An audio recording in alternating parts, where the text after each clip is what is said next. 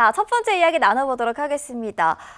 가이드님, 현대차, 기아 그동안 호실적을 냈음에도 불구하고 만년 저평가라는 이 누명을 벗지를 못했습니다. 미국과의 협상이 우호적으로 된다면 주가 상승에 날개를 달 거다라는 이 분석들이 많았는데요. 그럼에도 불구하고 아직도 시원한 상승이 나오지 못했습니다. 그렇다면 이제부터는 본격적인 상승 기대해봐도 괜찮을까요? 맞아요. 지금부터 사실 자동차적인 부분, 이 자동차 업종 자체에 대한 부분으로 본다면 관세에 대한 타결, 그리고 금리적인 부분들, 이런 부분들만 보더라도 사실상 자동차 업종은 좀 올라갈 가능성이 높다라고 보고 있습니다. 근데 여기에 추가적인 재료까지 같이 가미가 된다면 그 주가 상승은 조금 더 높아질 수가 있겠죠.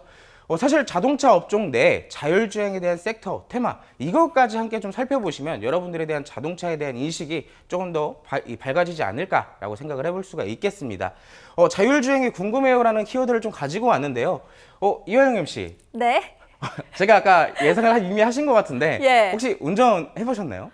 운전 해보기는 했는데 잘하지 못합니다. 그러면 우리가 직접적으로 핸들을 잡고 운전하는 거잖아요, 사실. 예. 근데 내가 운전을 잘 하지 못한다면 네. 자율주행이라는 기술이 있다면 얼마나 편할까요? 엄청 편할 것 같긴 한데요. 그런데 사실 자율주행이 되는 차 중에서 코너링 할 때 약간 풀린다는 소리도 들었거든요. 괜찮아요? 맞아요. 지금 그 부분들 사실 이제부터는 개선되어 나가야 되는 기술에 대한 한계거든요. 오. 자, 그런 부분들까지 우리가 오늘 같이 살펴볼 건데, 자, 자율주행에 대한 필요성을 본다면 여러 가지 내용들이 있습니다. 그 대표적인 내용들을 제가 오늘 자료를 좀 가지고 나왔는데요. 자, 왼쪽에 이미지를 먼저 보도록 할게요. 자, 이 왼쪽에 있는 남성분은 핸들을 계속 끝까지 잡고 있습니다. 운전 중에. 그리고 전방을 계속 주시를 하고 있죠. 그러면 말 그대로 운전을 계속 하는 내내 내 손과 내 발과 내 눈은 계속 일을 해야 되기 때문에 굉장히 피로감이 누적이 될 수밖에 없습니다. 반면에 왼쪽에 있는 이 자율주행을 통해서 운전하고 있는 이 운전자는요, 한 손에는 커피를 들고 눈까지 감아가면서 편안하게 내가 갈 곳까지 안전하게 가는 모습들이 표현되고 있습니다. 자, 두 가지의 사진을 보면 이 시청자분들 중에서도 운전을 직접 하시는 분들이 굉장히 많으실 것 같아요. 자, 근데 여러분들이 딱 보시더라도 자율주행이 왜 필요하다? 그냥 내가 조금 더 단순하게 편해지기 위해서, 조금 더 편하기 위해서 그런 부분들을 좀 많이 예를 드실 것 같은데, 자, 대표적인 이유와 함께 여기에 대한 전망을 함께 살펴보도록 하겠습니다. 자, 인적 오류인데요.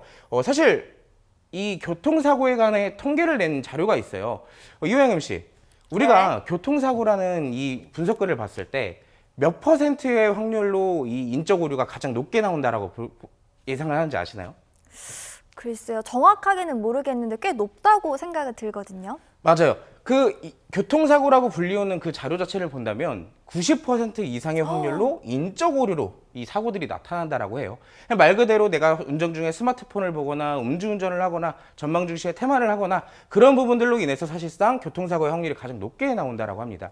그래서 이 자율주행 기술을 통해서 그 통계를 낮추기 위한 이 자율주행에 대한 필요성이 부각이 되는 부분이고요. 자, 두 번째, 피로와 스트레스 해소에 대한 부분인데요. 이 부분은 왼쪽의 이미지에 관련되어 있던 내용들을 다시 한번 좀 얘기를 드리자면, 우리가 운전을 오래 하면 오래 할수록 여기에 대한 스트레스와 피로도가 굉장히 쌓여갈 수밖에 없잖아요. 자, 그런 부분들을 개선하기 위해서는 자율주행에 대한 기술이 필요하다라는 거예요. 사실 두 번째가 첫 번째와도 연결성이 좀 있는 부분들이겠죠. 대표적으로 졸음운전 같은 내용들이 있을 겁니다. 자, 세 번째는 이제 산업적인 부분에 대한 내용인데 인력 부족에 대한 내용이에요. 아시겠지만 이게 시대가 계속 지나게 되면서 물량, 이런 대표적인 택배와 관련되어 있는 내용들도 좀 살펴볼 수 있을 것 같은데, 말 그대로 해당 산업 쪽에서 이 일을 하는 사람들이 부족해지다 보니까 이런 것을 이제 대체하기 위한 자율주행의 기술이 필요하다는 거예요. 이 물류에 대한 시스템과 속도, 그리고 더 빠른 배송들을 위해서는 자율주행 차량이 있다면 그 부분을 개선해 나갈 수가 있다는 것이 현재 자율주행에 대한 필요성으로 자리를 잡게 됩니다. 자, 네 번째, 교통적인 부분에 대한 효율과 환경 개선인데요. 환경 개선 같은 경우는 조금 있다가 제가 탄소 배출과 관련되어 있는 내용도 한번 같이 살펴드릴 테지만, 교통적인 부분에 대한 효율성이 가장 크게 부각이 될 것 같습니다. 사실 길이 막힌다. 여러분들도 이제 추석이나 명절 같은 이 지방으로 내려가는 일들이 좀 자주 있으시잖아요. 근데 그때 당시 항상 길이 막혀 있는 구간들이 있을 겁니다. 대부분 길이 왜 막히는지 아시나요, 이영임 씨? 길이 막히는 이유, 안타깝지만 사고 때문에 그런 거 아닐까요? 맞아요. 사고 혹은 운전 미숙, 여러 가지 대표적인 이유들이 있겠죠. 근데 그런 부분들이 개선되기 위해서는 결국에는 뭐가 필요해요? 이 인적 오류와 마찬가지로 자율주행이 도입이 된다면 그 길 막힌 구간들이 상당히 쉽게 해소가 될 가능성이 높다라고 보고 있습니다. 근데 반면에 그 교통적인 부분에 대한 효율이 개선되지 않는다면 차량 운행이 계속 지속돼야 되기 때문에 자연스럽게 환경에도 안 좋은 이슈가 될 수가 있겠죠. 이산화탄소에 대한 배출량이 늘어나기 때문에. 자, 마지막으로는 이제 고령화 사회에 대한 이동권에 대한 얘기인데요. 말 그대로 우리나라 같은 경우는 이 고령화 사회가 계속 빨라지고 있는 국가이다 보니까 나중에 노인들이 점점 많아지면서 차량에 대한 운행이 불가능해졌을 때 그 불가능해지는 것을 대체할 수 있는 기술이 결국에는 자율주행이라는 거예요. 자, 그럼 우리가 이렇게 대표적인 5가지 이유들을 살펴봤을 때도 자율주행에 대한 기술은 단순하게 내가 조금 더 편해지는 것보다 여러 가지 산업적에서도 필요하다는 것을 또 배워볼 수가 있겠죠. 자, 다음 페이지로 넘어가기 전에 제가 이하영 씨에게 다시 한번 또 질문을 해볼게요. 네. 오늘 자주 부르는데 자율주행의 기술에서는 가장 필요한 기술이 어떤 건지 아시나요? AI 아닐까요?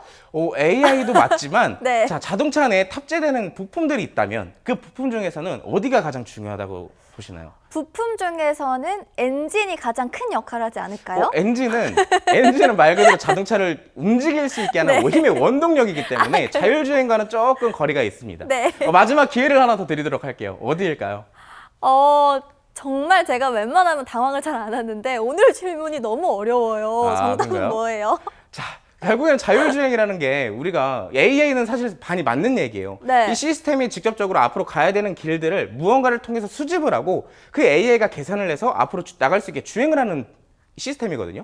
그럼 결국에는 내가 이 앞으로 가는 길이 맞는지 거기에 대한 이 정보를 수집하기 위한 도구가 필요하겠죠. 자, 그 도구를 지금부터 살펴보도록 할 겁니다. 자, 왼쪽에 이미지를 보시면 이 자동차에는 귀도 있고 손도 있어요. 그리고 뭐가 있어요?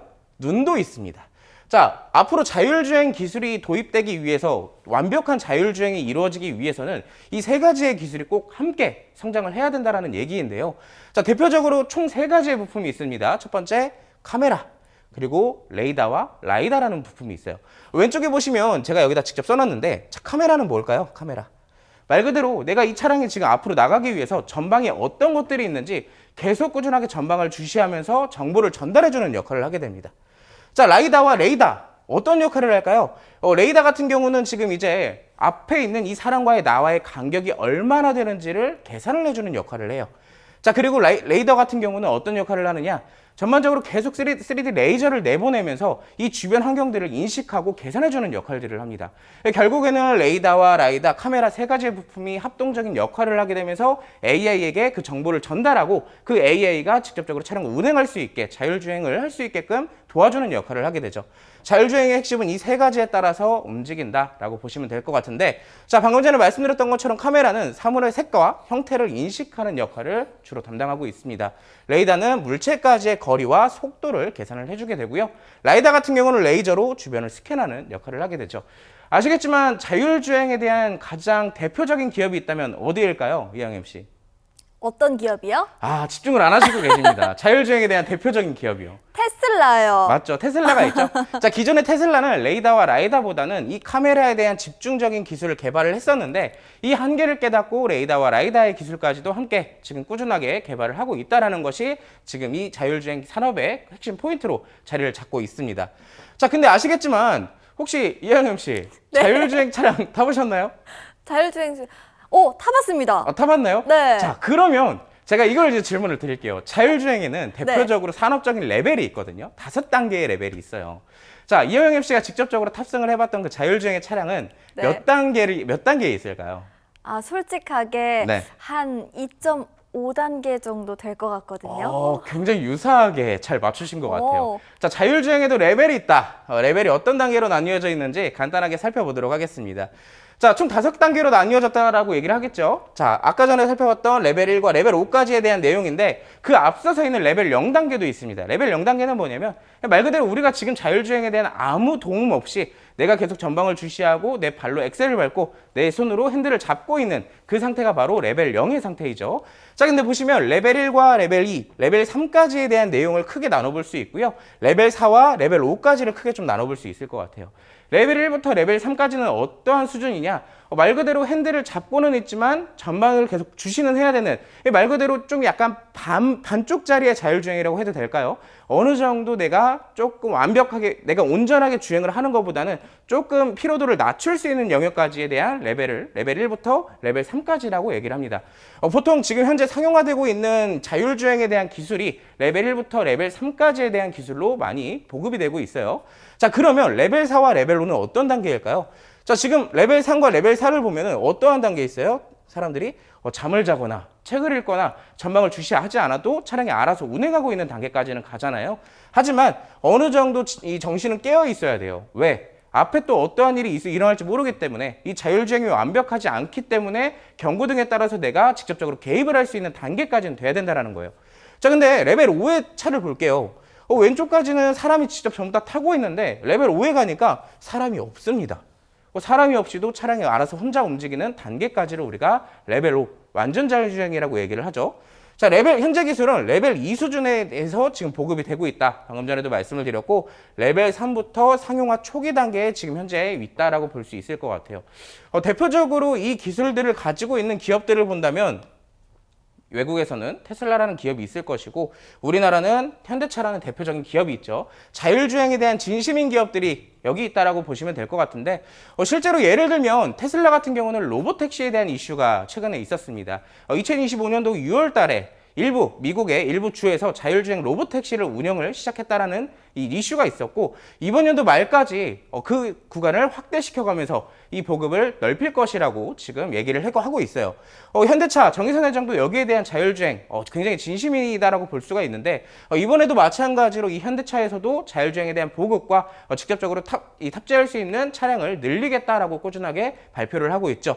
자, 각 모빌리티 기업들의 사업 추진, 자율주행 시스템의 기반인 로보택시가 지금 이 자율주행에서는 가장 큰 핵심이다라고 보시면 될 것 같습니다.